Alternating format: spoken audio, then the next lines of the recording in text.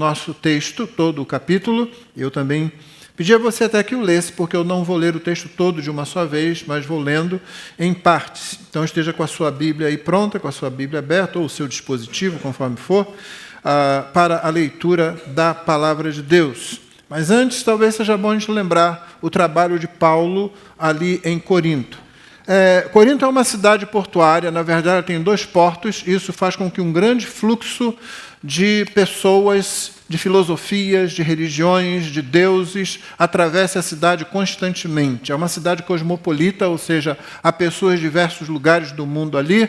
Ela era uma opção para os navegantes não fazerem o perigoso trajeto em torno da península ali do Peloponeso, e então desembarcava toda a carga num porto, atravessava para um outro navio levar no porto seguinte. Ela ficava numa península e tem um istmo, quer dizer, um pescoço ali, né, que era uma região mais curta, ali de um pouco menos de 5 quilômetros.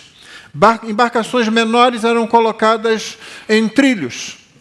Embarcações pequenas, o capitão atravessava com a própria embarcação.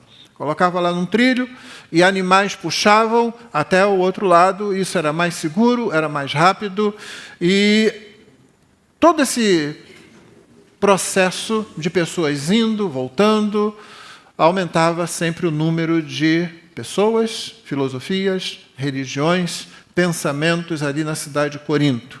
Agora imagine o apóstolo Paulo chegando ali, se você quiser ler a história, ela está registrada no livro de Atos, no capítulo 18, quando ele chega e ele começa a pregar ali, ele enfrenta muita oposição, muita dificuldade, porém Deus aparece a Paulo dizendo, não temas, pregue, ninguém vai lançar mão de você para te fazer mal, eu tenho muito povo nessa cidade.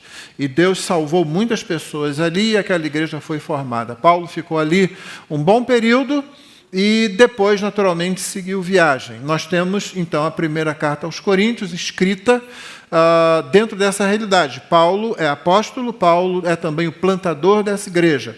Hoje, quando nós plantamos igrejas, e nós temos orado por nossa igreja, os irmãos sabem disso, nós precisamos nos multiplicar, senão, igreja que não planta, outra igreja fica doente. Começa a ficar como Pedro lá no Monte da Transfiguração, junto com Tiago e João. A impressão que dá quando ele diz, Senhor, bom é estarmos aqui, vamos fazer umas cabanas aqui, vamos ficar por aqui mesmo, né? Quem é que não quer o céu na terra, não é? Mas veio a voz dizendo, olha, preste atenção no meu filho, e depois que desaparece tudo, está ali só Jesus, Moisés, Elias, nada mais, só Jesus mesmo, e eles têm que voltar. E você se lembra que quando eles descem do monte, junto com Jesus, tem lá embaixo um demônio difícil, né? Um demônio difícil de ser expulso. O problema ali não é técnica de expulsão de demônio, irmão. Não leia aquele texto para você tentar achar ali técnicas de exorcismo.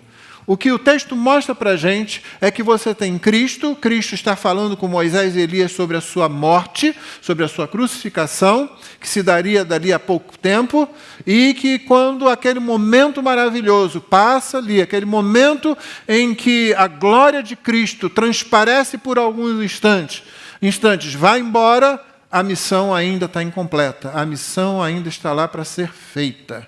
É muito bom quando eu participo, Deus tem me dado a bênção de participar por conta do Ministério Fiel e diversas conferências, Brasil e fora do Brasil. Que maravilha é! A gente está com irmãos em Portugal, com irmãos em Moçambique, com irmãos em Angola, com irmãos em São Tomé e Príncipe, com irmãos em Guiné-Bissau, com irmãos em São Paulo, na cidade de Águas do Lindóia, próxima conferência agora no final do mês de jovens, Deus me deu a graça de poder prestar o serviço, encerrando aquela conferência, como também eu fiz com a conferência de mulheres esse ano, estava ali um bom grupo de nossa igreja. Não é bom, irmãs? Não é bom, jovens, quando você tem aquela oportunidade ali? Mas aí, a segunda-feira seguinte está nos esperando. Com todos os desafios dela. Ainda não chegamos no final da nossa caminhada, e é bom que a gente saiba isso. Nós não defendemos nenhuma ideologia que pretenda trazer o céu para a terra, porque isso não vai acontecer. Nós vamos pregar o Evangelho, nós vamos lutar, como oramos ainda agora com o pastor Jonatas, mais de 300 milhões de cristãos. sofrem perseguição por causa da sua fé. Não é porque não tem fé, é porque tem fé. E mesmo nós aqui sofremos algum tipo de oposição. Se você for um crente sincero, você não precisa ser masoquista, não precisa ofender ninguém, não precisa ser grosseiro e mal educado. Seja um crente fiel e você vai ver a oposição surgiu. Paulo escreveu a Timóteo dizendo: todo aquele que piedosamente quiser seguir a Cristo sofrerá perseguição. Da mais branda, a mais intensa, mas é o que vai acontecer. Então, essa é a realidade. Essa é a situação. E aqui nós temos Paulo, apóstolo, plantando uma igreja. Como eu dizia, nós queremos plantar igrejas, a partir da nossa igreja, porque senão vamos ficar doentes. Só que quando nós plantamos igreja hoje, o nome que se dá é plantação por muda. Sabe como é que é isso? Como você planta uma planta, transplantando a muda dela, surge aquela plantinha junto ao caule maior, você pega aquela muda, você coloca em outro lugar. Você não coloca uma semente na terra e deixa lá, você coloca uma muda. Significa que uma igreja toma alguns de seus membros firmes, homens e mulheres que amam a igreja, homens e mulheres firmes na doutrina, homens e mulheres que querem propagar o evangelho e que podem ir ou que já estão em alguma localidade da cidade, então eles vão para lá e eles começam uma nova igreja ali nos moldes da igreja de origem, até que aquela igreja se torne também uma igreja autônoma, uma igreja independente. Mas quando Paulo chegou em Corinto, não era bem assim. Hoje, o cristianismo, de um modo de hoje, outro é conhecido. Quando Paulo chega ali, ele chega anunciando Cristo, ele chega anunciando alguma coisa que até para os judeus, que conheciam tudo do Antigo Testamento, ou pelo menos tinham essa tradição, até para eles é alguma coisa revolucionária. Paulo vinha dizendo, olha, aquele prometido na lei de Moisés, nos Salmos, nos profetas, veio, é Jesus de Nazaré, que foi crucificado, e aí já criava problema. Era um escândalo para os judeus. E para os não-judeus, de cultura helênica, helenista, grega, portanto, ainda que o império fosse romano, ele havia sido bastante, densamente influenciado pela cultura grega. E essas pessoas olhavam para a ideia de uma divindade que vem e se deixa pregar numa cruz como fraqueza. Não há sabedoria nisso, não há fraqueza, não há força nisso. Os judeus diziam, isso é escandaloso. Os não-judeus, eles diziam, isso não é sabedoria, isso não é força. E Paulo anunciava exatamente isso. E ainda Paulo vai dizer, isso está no seu ensino, como ele coloca muito claro em outra carta, nós nos gloriamos na cruz de Cristo. Seria mais ou menos como hoje a gente dissesse alguma coisa do tipo, eu me glorio na cadeira elétrica. Cadeira elétrica acho que nem é mais usada em algum lugar nenhum do mundo. Não? Acho que não. Mas, enfim, vamos lembrar dela, né? Aquele negócio lá que só em olhar você já começa a passar mal. Imagina, nós nos gloriamos nesse instrumento de morte. Não, hoje nós temos a cruz, temos uma aqui atrás, porque ela é símbolo do cristianismo. A cruz vazia, Jesus não ficou nela, Jesus não ficou na tumba, Jesus ressuscitou. Mas naquele tempo, quando Paulo chegava e dizia, eu me glorio na cruz, nós nos gloriamos na cruz, as pessoas já olhavam muito desconfiadas, esse sujeito é maluco, esse sujeito é louco ou está mal intencionado, tem alguma coisa errada com ele. E ainda assim, Paulo continuou pregando, assim como Pedro, assim como João, assim como muitos cristãos anônimos que saíram daquele encontro lá no Pentecostes, depois da Páscoa, quando eles pela primeira vez ouviram a mensagem do Evangelho, homens e mulheres de diversos lugares, judeus na maioria, tementes a Deus, alguns, tementes a Deus é uma expressão técnica que Lucas usa no livro de Atos para falar de não-judeus, que não queriam seguir os deuses dos gregos ou dos romanos, ou fosse de quem fosse, porque eles viam no judaísmo sabedoria, eles viam algo bom, embora eles não estivessem dispostos à circuncisão, nem àquela dieta, nem a ficar guardando o sábado, mas eles viam ali, quando eles iam a uma sinagoga e ficavam na ala que lhes era permitida, eles ouviam a leitura da lei, eles ouviam a leitura do salmo, aquilo começava a aquecer o seu coração, e eles estavam ali, eles queriam seguir, mas aquilo parecia incompleto. Quando Paulo chega e prega, ele diz: é isso que vocês estão aí ansiando secretamente, é isso que eu estou anunciando, o Evangelho da graça em Cristo Jesus. E aí Paulo começa a pregar em Corinto, e Deus ali planta uma igreja. Porque, na verdade, irmãos, quem planta a igreja, como Paulo vai deixar bem claro aqui, não é Paulo, não é Apolo, não é Pedro, não é a primeira igreja batista bíblica do Rio de Janeiro, é Deus, através de Paulo, de Apolo, de Pedro e da primeira igreja batista bíblica do Rio de Janeiro, queira o Senhor. É nesse ambiente que nós estamos agora, quando nós olhamos para o texto de 1 Coríntios. Quando Paulo começa no capítulo 1, que é o nosso objetivo, nosso objeto também, do verso 1 a 3, Paulo coloca base, Paulo coloca fundamento. Leia comigo aí. Paulo, chamado pela vontade de Deus para ser apóstolo de Cristo Jesus, e o irmão Sóstenes, a igreja de Deus que está em Corinto, aos santificados em Cristo Jesus, chamados para ser santos, com todos os que em todos os lugares invocam o nome do nosso Senhor Jesus Cristo, Senhor deles e nosso. Que a graça e a paz de Deus, nosso Pai, e do Senhor Jesus Cristo estejam com vocês. Essa é a palavra de Deus. O começo segue, em geral, os inícios de qualquer epístola da época de Paulo. Ele apresenta o destinatário, ele assina, ele faz uma saudação, ele profere uma bênção e ele já começa a apontar para o que ele vai falar. Ele é um apóstolo, ele não se guindou a essa posição. É por isso que nós não cremos que existam apóstolos hoje.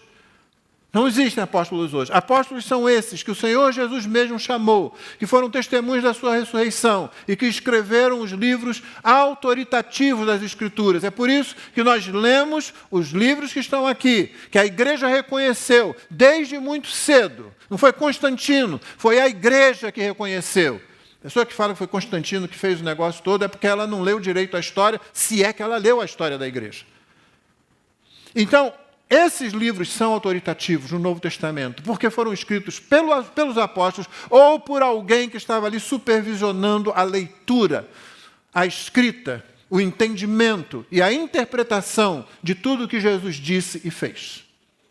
Como, por exemplo, Marcos. Segundo um dos pais da igreja, Papias, Marcos escreveu a partir do que Pedro disse para ele. Lucas escreve a partir do que Paulo passa para ele, e assim vai. Ele é apóstolo de Cristo Jesus, ele é o enviado com autoridade por Cristo Jesus. Ele não se escolheu para isso, Paulo nem queria isso, Paulo queria acabar com a igreja. E, no entanto, Jesus interceptou Paulo no caminho lá para Damasco, onde ele ia perseguir mais alguns cristãos. O Senhor o lançou por terra, por assim dizer, com a sua própria glória. E o chamou, e ele teve que ir. E você imagina o mundo desse homem desmoronando ali. Eu vou matar todos esses cristãos. E aí aparece alguém dizendo: Paulo, por que você está me perseguindo? Quem é o Senhor? Eu não estou perseguindo o Senhor, estou perseguindo esses falsos judeus, esses hereges. Eu sou Jesus a quem tu persegues. Tu estás perseguindo meus discípulos, tu estás perseguindo a mim. E aí pronto, você imagina, sabe, aquela música antiga. Hoje eu estou com música antiga na cabeça, né? Meu mundo caiu. E me fez ficar assim, lançado por terra. Lá estava Paulo. Ele fica cego. E que bom que ele ficou cego, para que ele pudesse ficar ali, até que Ananias fosse enviado lá pelo próprio Senhor, para dizer para Paulo: você é um vaso escolhido para fazer a minha obra. Paulo não queria isso. Jesus o escolheu e o colocou. Mas ele chama a igreja de Corinto de santificados em Cristo, de chamados para ser santos. Essa duplicidade, essa repetição, você sabe, serve para quê? Para ênfase, exatamente. E está dando ênfase na separação daquele grupo de pessoas, daquela igreja. Está dando ênfase. Eles foram chamados para ser santos, eles foram santificados, são separados do mundo, não porque são melhores, não porque têm capacidades, não, eles são miseráveis pecadores como todo o resto, como todos nós, sem qualquer poder, mas eles são chamados assim. Chamados para serem santos, todos os que em todos os lugares invocam o nome do nosso Senhor Jesus Cristo, Senhor deles e nosso. Sem essa base, a carta seria completamente diferente. Isso aqui faz toda a diferença. Paulo está escrevendo para crentes. Eles podem ser imaturos, eles podem ter muita coisa para consertar, mas Paulo escreve essa carta considerando que eles são crentes em Cristo Jesus. Senão a carta seria diferente. Veja, por exemplo, Atos 17, 1-3. Tendo passado por Anfípolis e Apolônia, Paulo e Silas chegaram a Tessalônica, onde havia uma sinagoga dos judeus. Paulo, segundo o seu costume, foi procurá-los e por 3 sábados discutiu com eles a respeito das Escrituras, expondo e demonstrando ter sido necessário que o Cristo, o Messias, o ungido, prometido na lei, nos profetas e nos salmos, padecesse e ressuscitasse dos mortos. Paulo dizia, este Jesus que eu anuncio a vocês é o Cristo. Este Jesus de Nazaré é o Messias. O que Paulo está fazendo? Paulo está pregando o Evangelho. Não tem crente ali. Tem muito judeu. Não tem crente. Tem filhos de Abraão, mas não são crentes em Cristo Jesus. Paulo prega o Evangelho. Aqui ele está escrevendo para uma igreja que pode ser imatura, que pode ter muito problema, mas ele diz, vocês foram separados, vocês invocam o nome de Jesus. Ele fala com essa igreja como crentes. Irmão, não trate um não crente como se fosse crente. Não exija de um não crente a compreensão que um crente tem que ter. Para o não crente, você prega o Evangelho. Isso é muito problemático, às vezes, dentro de famílias onde um cônjuge é crente, o outro não é. E o crente quer que o outro tenha um entendimento. Quer que o outro compreenda as coisas. Irmão, já disse, o não crente, aquele que não crê em Cristo, como o Evangelho que nós anunciamos, ele às vezes fica intrigado com a ligação que aquela pessoa da família tem com aquele grupo de pessoas lá, que parece, às vezes, ser mais intensa do que com a própria família. Não deixe que a pessoa pense isso. Você é esposa, ame seu marido. Se você é marido, ame a sua esposa. Você precisa ser marido, você precisa ser esposa. Crente. Deixa que um dia o teu marido vai ter um pastor, a tua esposa vai ter um pastor. Mas, por enquanto, pregue o Evangelho. Fale e viva o Evangelho. A mesma coisa com filhos, a mesma coisa com amigos. Como é que você vai chegar e pregar o Evangelho para alguém se você não consegue fazer que aquela pessoa confie em você como amigo? Se você dá a ideia de que a única coisa que você quer é que ela se torne mais um número no rol de membros da sua igreja. Não trate não crente como crente. Pregue o Evangelho. E crente você trata como crente. É por isso que quando uma pessoa entra na membresia da igreja, como está para acontecer, o processo já finalizou, ou está no finalzinho, está no final desse processo de membresia, os irmãos serão apresentados a uma assembleia da igreja. Quando eles vêm aqui, nós queremos saber, então vocês são crentes. A igreja olha, os irmãos os chamaram, tomaram café com eles, conversaram com eles, eles frequentaram aulas, eles estão no nosso meio. Você diz, então vocês são crentes. Então tá, entrou na igreja, entrou, agora você está debaixo da autoridade, da disciplina da igreja, e como Paulo, nós tratamos esses irmãos como crentes. Nós não chegamos para ele e dizemos assim, olha, dá um jeito aí de melhorar, nós dizendo, você deu a sua palavra diante de Deus, da cruz vazia. Você foi batizado, você desceu as águas. Deus leva isso muito a sério. É por isso que a igreja exerce disciplina. Para que ninguém pense que está tudo bem indo para o céu quando está desobedecendo o que o Evangelho diz, quando está desviando-se daquilo que ela mesma proferiu diante do povo de Deus. Senão, irmãos, nós estamos brincando de igreja. E brincar de igreja é brincar com o Evangelho. Brincar com o Evangelho é brincar com a alma das pessoas, com a eternidade das pessoas. As bases, os fundamentos. Sem isso, tudo seria diferente. Na sequência, dos versículos 4-9, Paulo demonstra sua confiança no Evangelho. Paulo pregou durante 1 ano e 6 meses ali em Corinto. E ele sabia o que ele tinha pregado e ele confiava nisso. Versos 4 a 9. Sempre dou graças ao meu Deus por vocês, por causa da graça de Deus que foi dada a vocês em Cristo Jesus. Porque em tudo vocês foram enriquecidos nele, com toda a palavra e em todo conhecimento, assim como o testemunho de Cristo tem sido confirmado em vocês, de maneira que não lhes falta nenhum dom, enquanto aguardam a revelação do nosso Senhor Jesus Cristo. Ele também os confirmará até o fim, para que vocês sejam irrepreensíveis no dia de nosso Senhor Jesus Cristo. Fiel é Deus, pelo qual vocês foram chamados à comunhão de seu Filho, Jesus Cristo, nosso Senhor. Você reparou quantas referências foram feitas ao Senhor Jesus Cristo aqui? Como Salvador, como Senhor? Quantas referências foram feitas também à esperança da nossa redenção no final dos tempos? A nossa ressurreição? A consumação de todas as coisas? Paulo sabe o que pregou. Ele pregou o Evangelho. Isso vai ficar claro ainda mais no restante do capítulo. Mas é nisso que ele está confiando. Paulo não está confiando na sua retórica. Paulo não está confiando no seu charme. Paulo não está confiando no seu bom humor. Se é que ele era charmoso e tinha bom humor. Ele está confiando no que ele pregou. Ele não alterou a mensagem que recebeu. Se nós alteramos o Evangelho, nós adulteramos a graça, e graça adulterada não salva.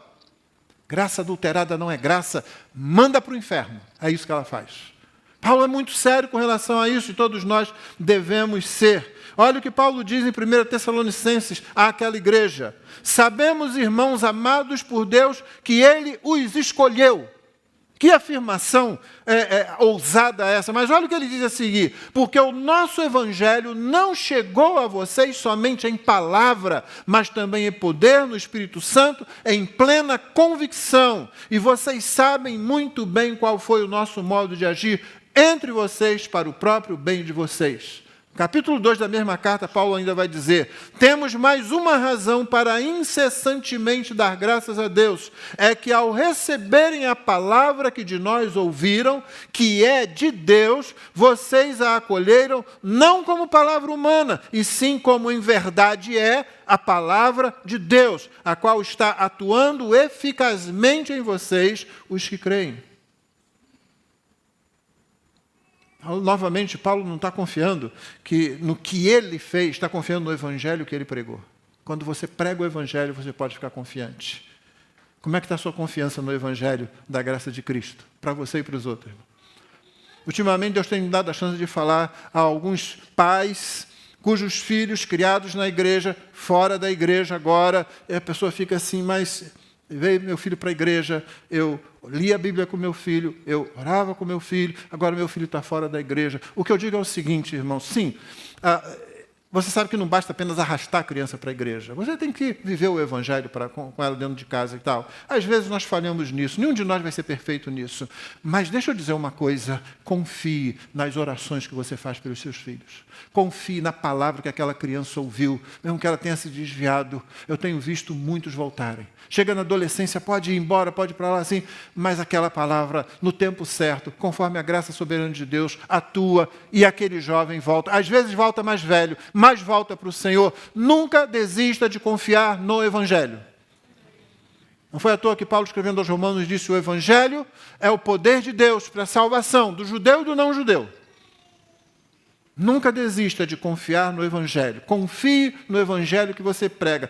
Pregue o Evangelho. Não pregue outra coisa. Não pregue cura de todas as doenças. Não pregue um carro novo todo ano. Não pregue uma casa na praia e outra na serra. Pregue o Evangelho. Pregue o Evangelho que prepara as pessoas para se livrarem da ira vindoura. O Evangelho que mostra Cristo na cruz, Cristo no sepulcro, Cristo fora da cruz, Cristo fora do sepulcro, Cristo subindo aos céus e enviando o Espírito Santo. Pregue o Evangelho. O Evangelho é a única coisa que tem poder para a salvação. Seja você quem for, seja a pessoa a quem você prega, confie no Evangelho. E foi isso que Paulo fez. Na sequência dos versos 10 a 17, Paulo fala sobre referencial. Sim, referencial, aquilo que serve de referência. Do versículo 10 ao versículo 17, a palavra diz assim: Irmãos, pelo nome de nosso Senhor Jesus Cristo, peço-lhes que todos estejam de acordo naquilo que falam e que não haja divisões entre vocês. Pelo contrário, que vocês sejam unidos no mesmo modo de pensar e no mesmo propósito.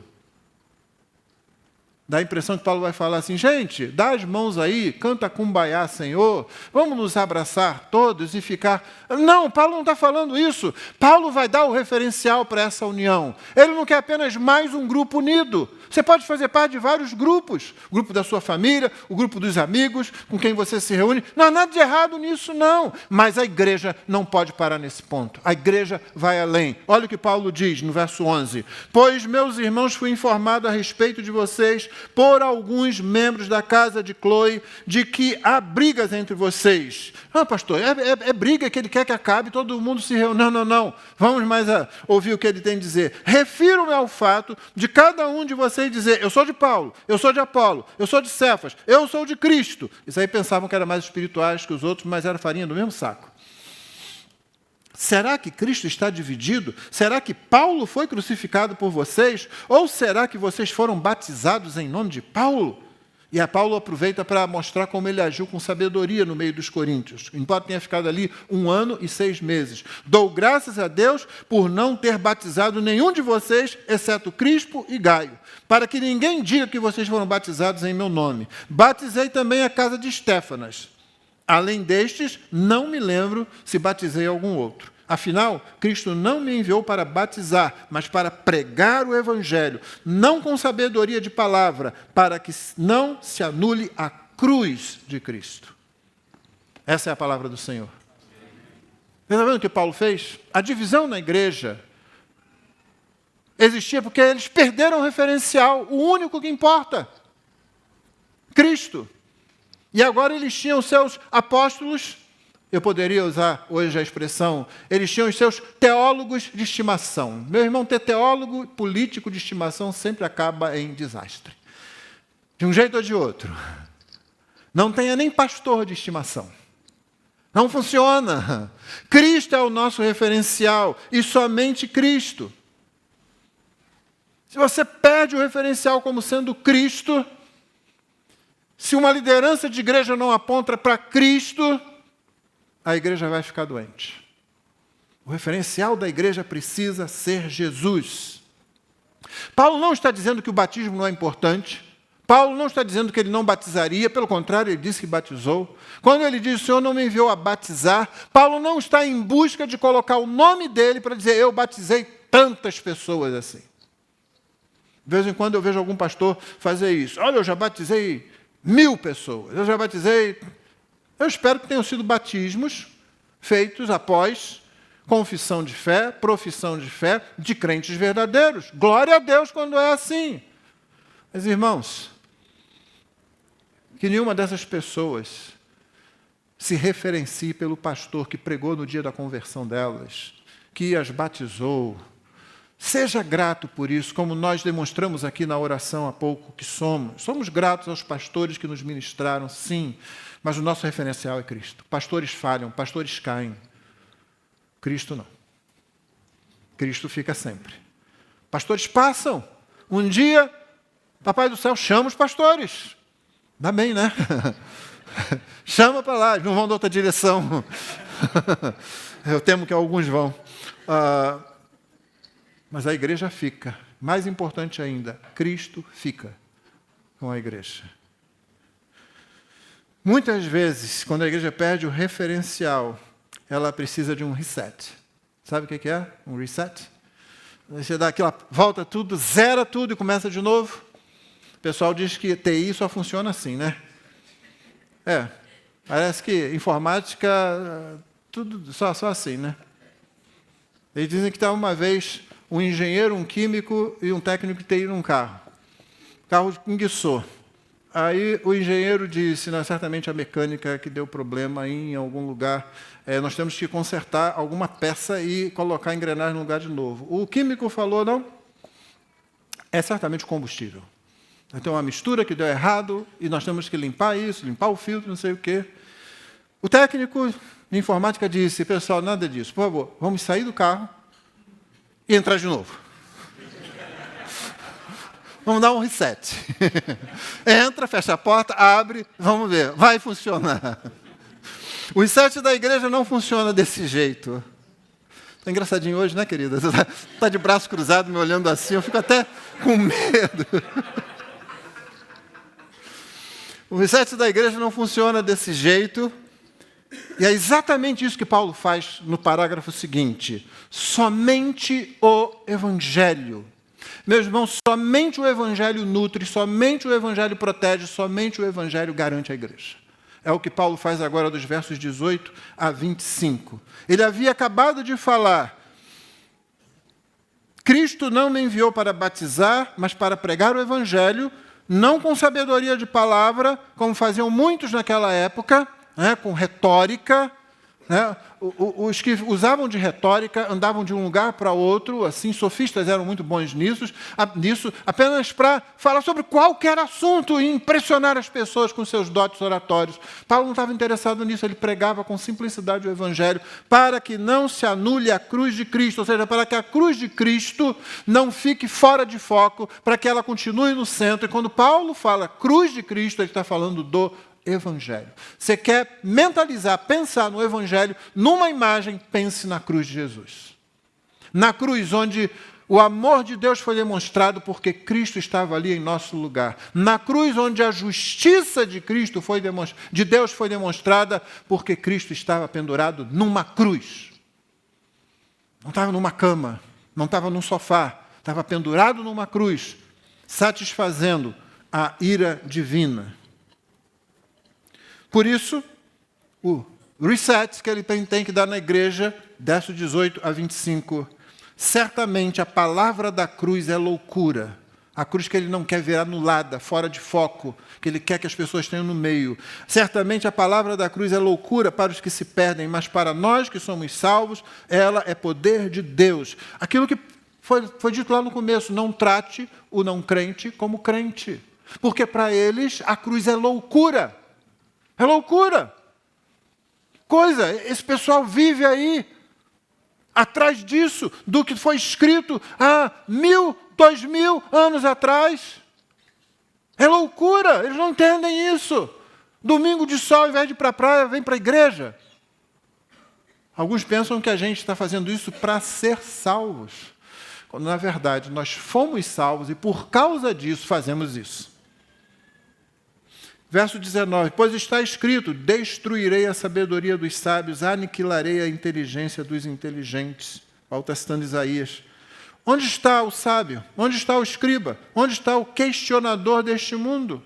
Não é fato que Deus tornou louca a sabedoria deste mundo, visto que na sabedoria de Deus o mundo não o conheceu por sua própria sabedoria, Deus achou por bem salvar os que creem por meio da loucura da pregação. Pregação, não rituais, pregação. Você fala, o Espírito age, o coração é transformado quando você prega o Evangelho.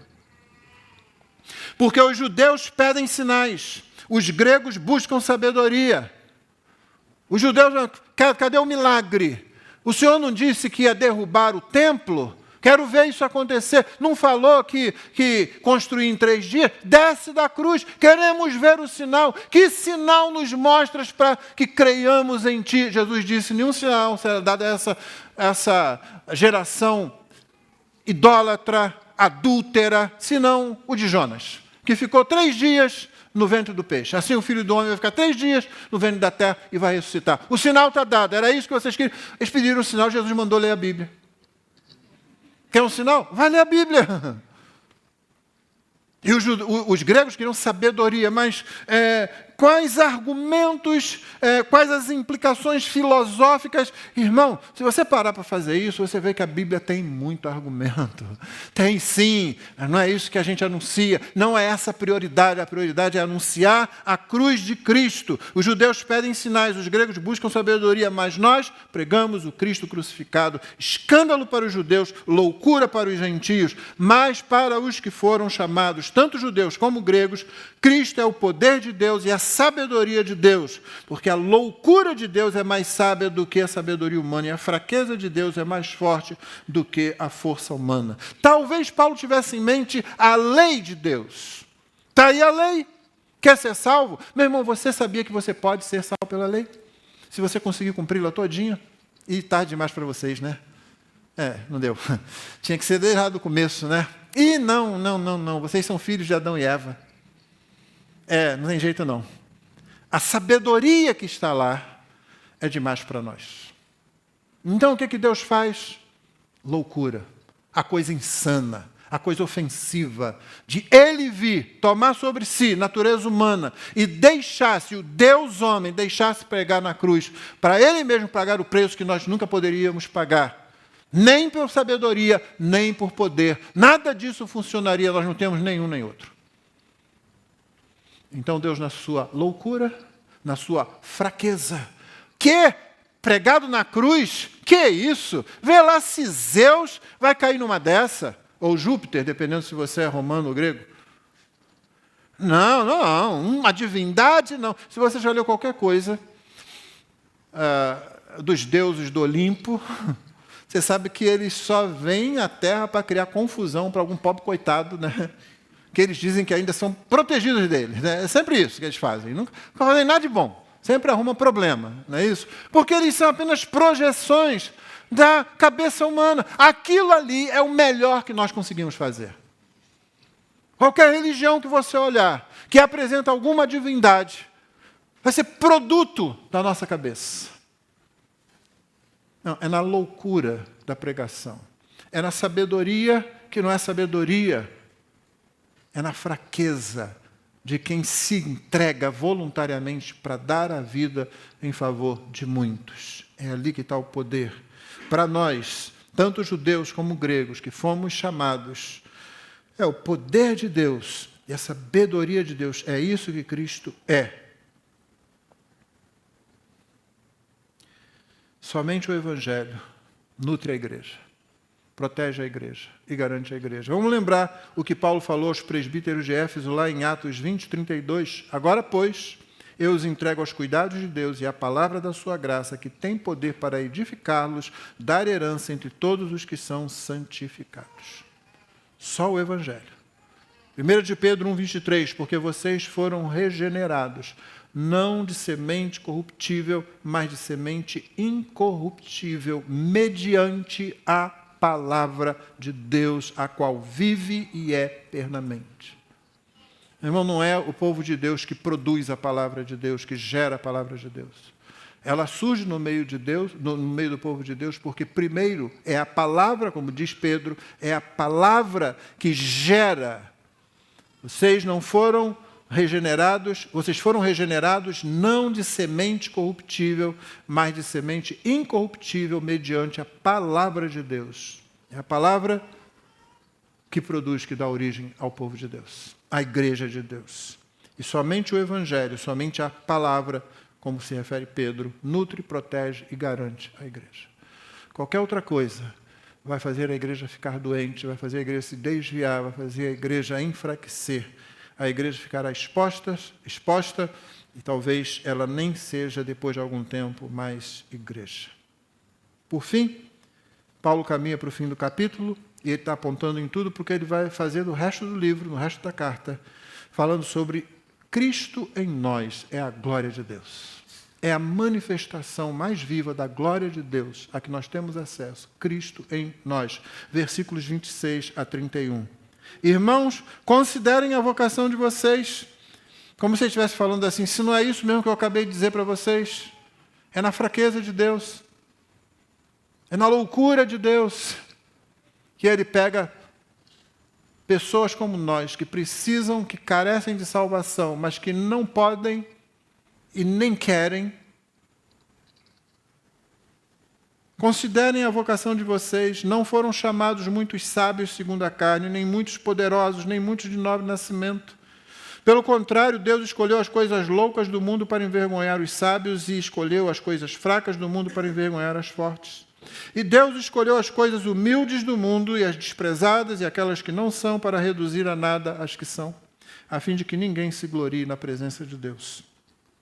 O que Paulo está dizendo aqui não é que pessoas ricas e que estejam no poder não possam ser salvas. O que ele está dizendo aqui é que isso não traz salvação, isso não garante salvação. Essas pessoas, elas não têm como ter acesso, como alcançar Deus. Essa teologia de que a gente sobe as escadas para chegar a Deus, ela não existe. Ou existe, mas não é boa teologia, é o fracasso, é a morte.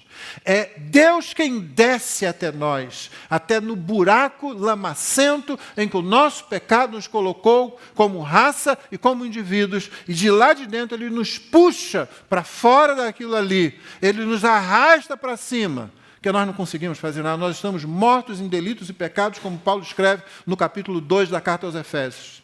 É Ele quem desce, é Ele quem busca, é Ele quem vem. Portanto, posição, sabedoria, riqueza, nada disso garante coisa nenhuma. Cristo garante. Sempre. Inalteravelmente. Inalteravelmente.